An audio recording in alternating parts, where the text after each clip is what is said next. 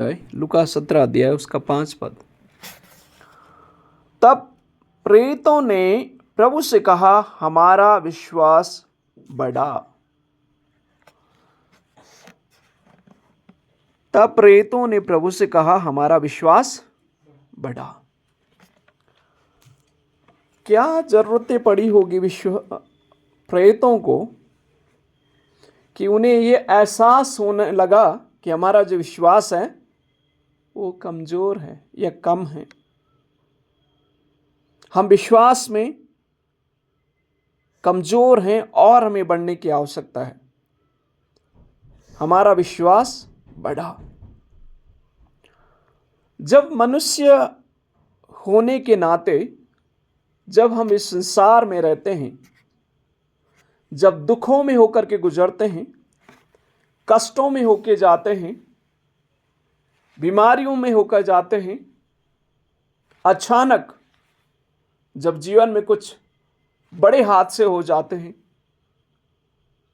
हमारा विश्वास कमजोर होने लग जाता है। जब हम कुछ ऐसी अचानक कुछ बीमारी में पड़ जाते हैं,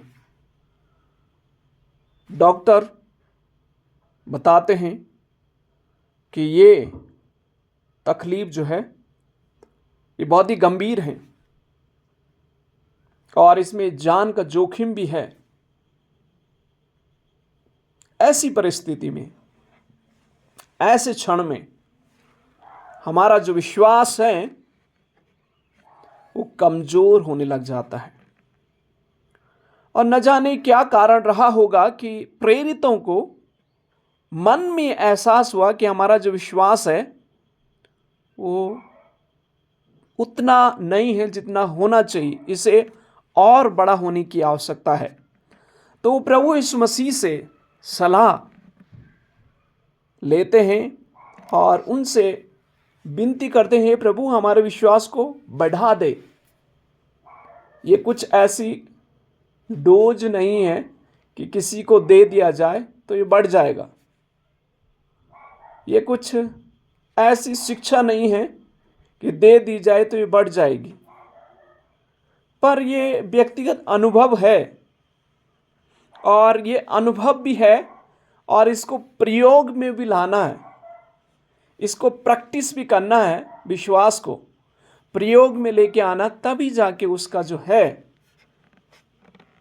प्रतिफल धीरे धीरे दिखेगा और आपका विश्वास जो परमेश्वर के प्रति है वो धीरे धीरे बढ़ेगा भी।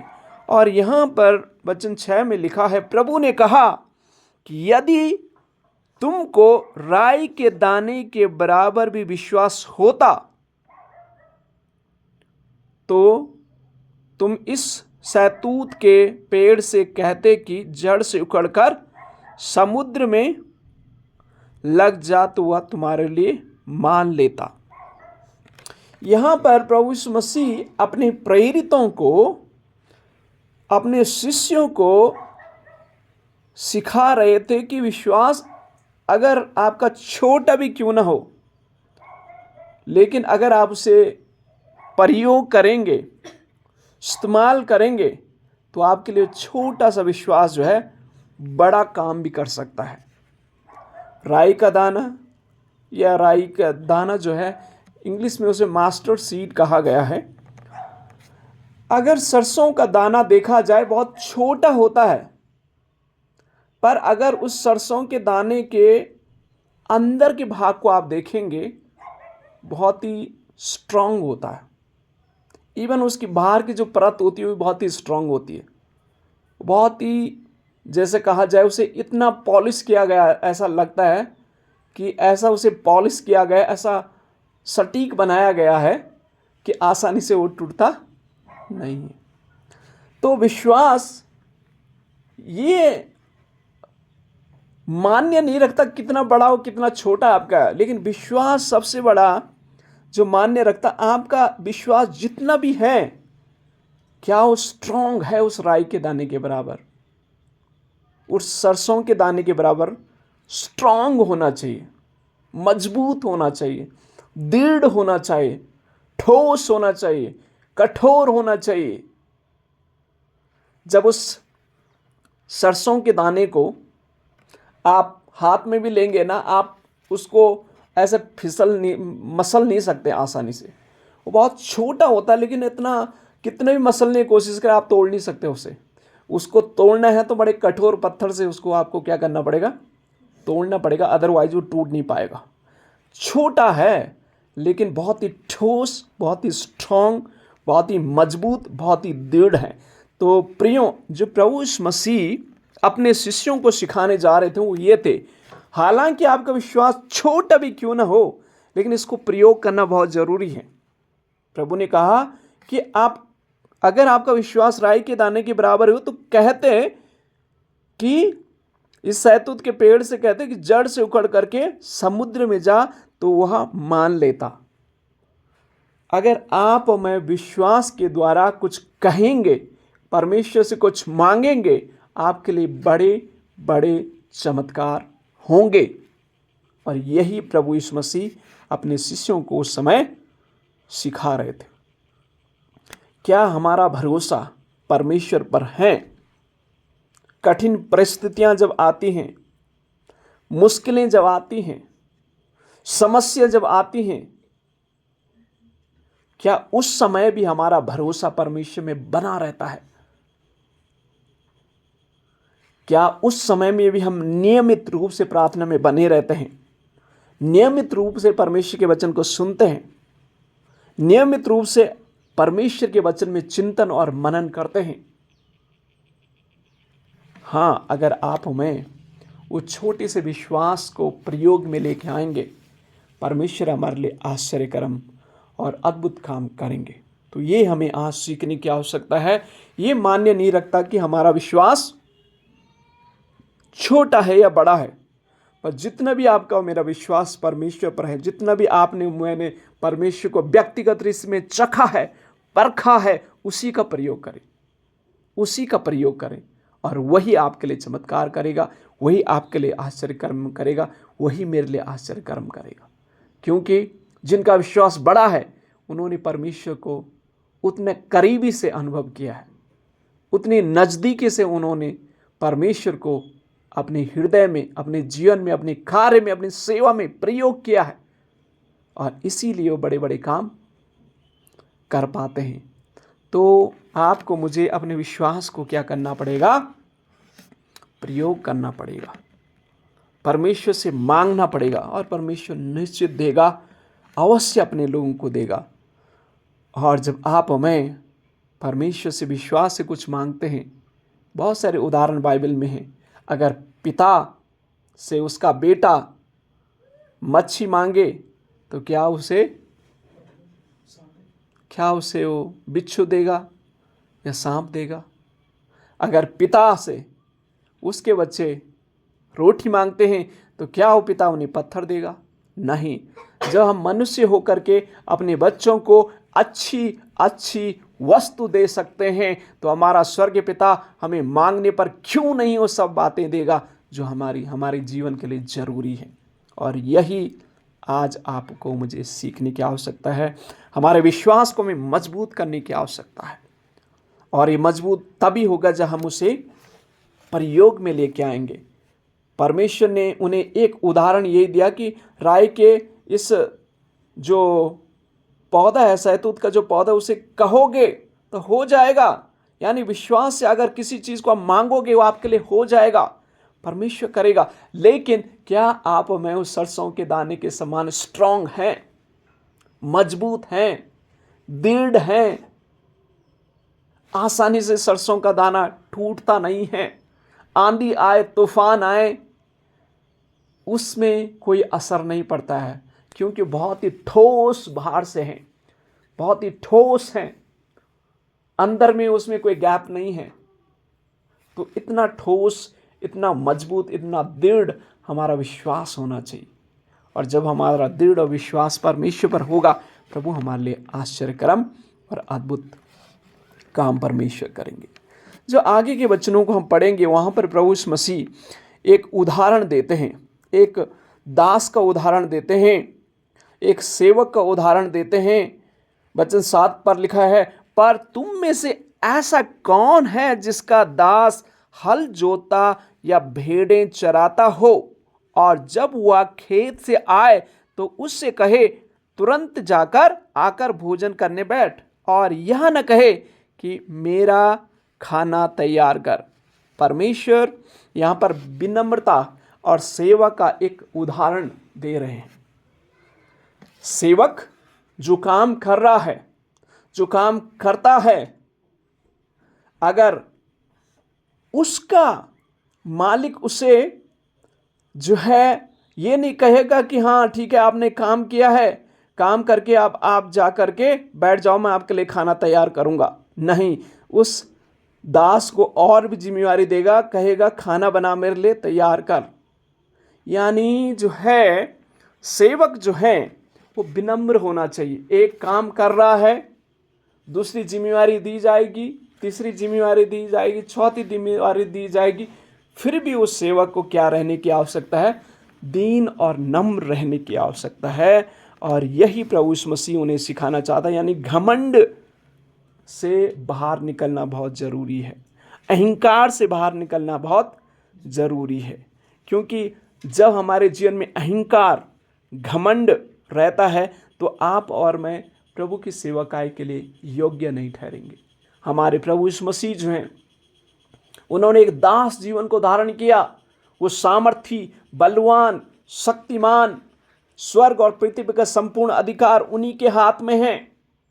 फिर भी उन्होंने एक सेवक, एक दास की जीवन शैली को अपनाया। यानी विनम्रता को उन्होंने अपनाया, घमंड अहंकार को उन्होंने क्या किया? त्यागा। तो अहंकार और घमंड को त्यागना है, विनम्रता और सेवक का जीवन हमें जीना है। तभी जो परमेश्वर जो है हमारे लिए जो प्रतिफल उसने रखा है वो निश्चित हम उससे पाएंगे।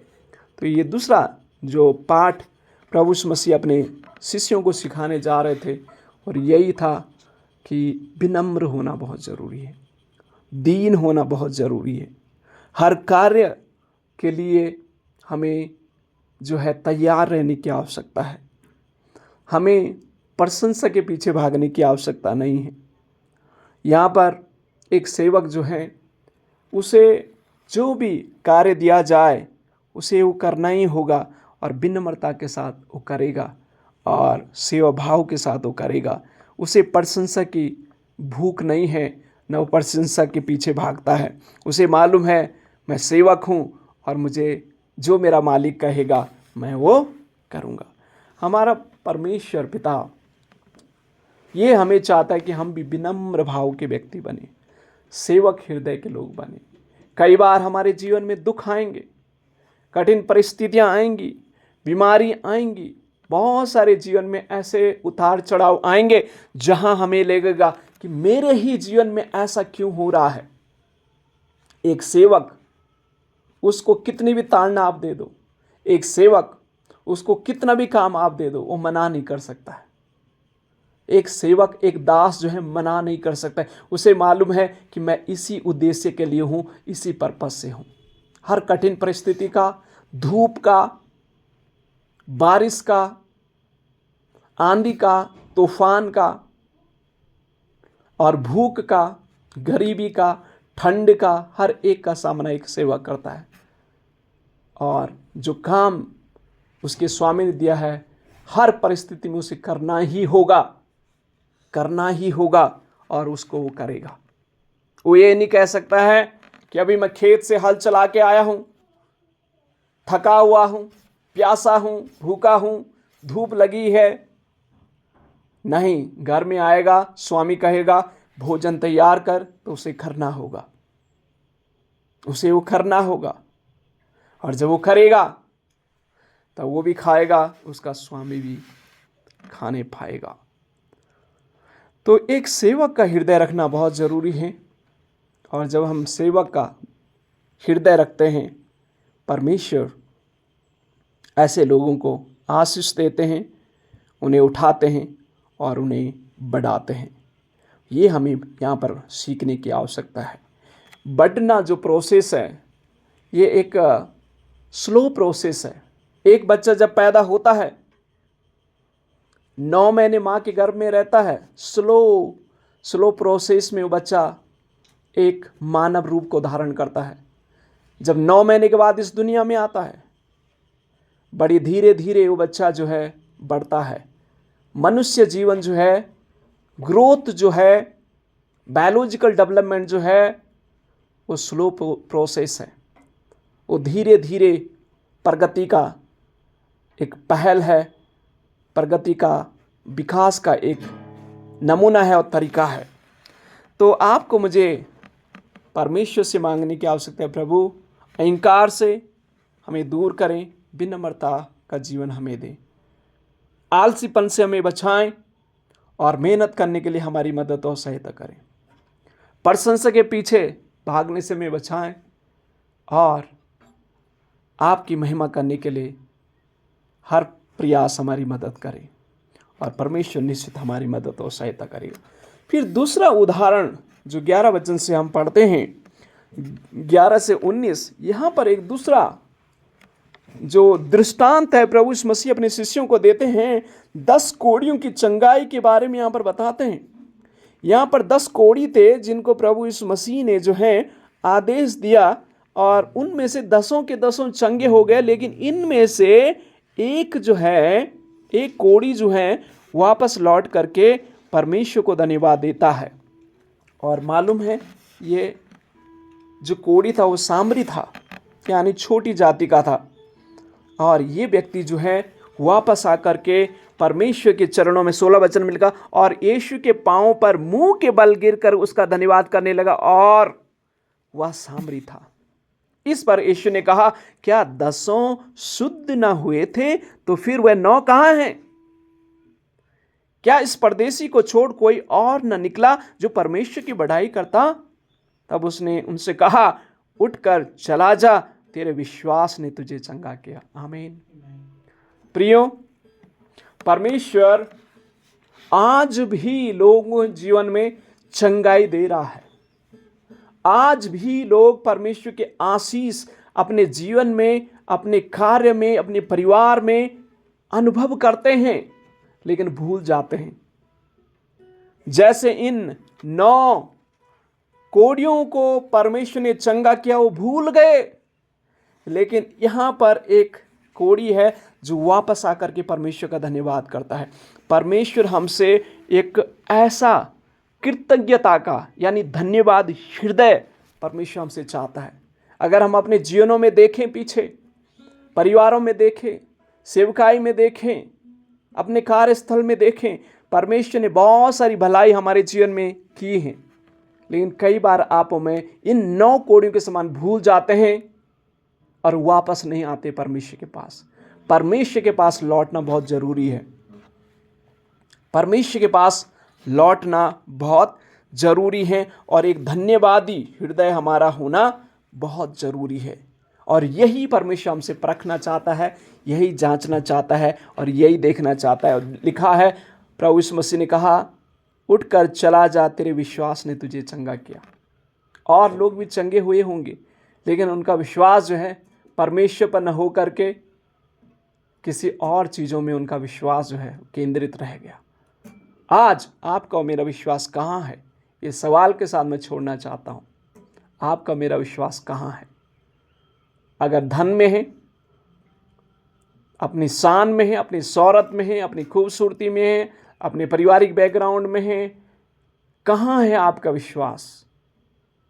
अगर आपको मेरा विश्वास किसी अन्य चीज़ में है तो उस फोकस को हटाना बहुत ज़रूरी है। ये विश्वास परमेश्वर के ऊपर लेके आना ज़रूरी है। जब विश्वास परमेश्वर पर आएगा, हमारे जीवन में चमत्कार हो जाएगा और हम प्रभु को और गहराई से परखने पाएंगे, अनुभव करने पाएंगे, और प्रभु हमारे जीवन में बहुत आशीष देंगे और अनुग्रह देंगे। उन 9 लोगों का यहाँ पर नाम नहीं है, उसी सामरी व्यक्ति का नाम इस पे दर्शाया गया है। क्यों? क्योंकि वो परमेश्वर के चरणों के पास लौट करके आया, उसे धन्यवाद दिया। तो धन्यवादी हृदय रखें। प्रभु हमारे लिए बड़े बड़े चमत्कार करेंगे और अपनी महिमा हमारे जीवन के द्वारा लेंगे। तो विश्वास रखें, विश्वास के द्वारा बहुत बड़े बड़े काम आपके लिए परमेश्वर करेगा। भले छोटा विश्वास क्यों ना आपका हो, अनुभव करें और परमेश्वर चमत्कार करेगा। God bless us.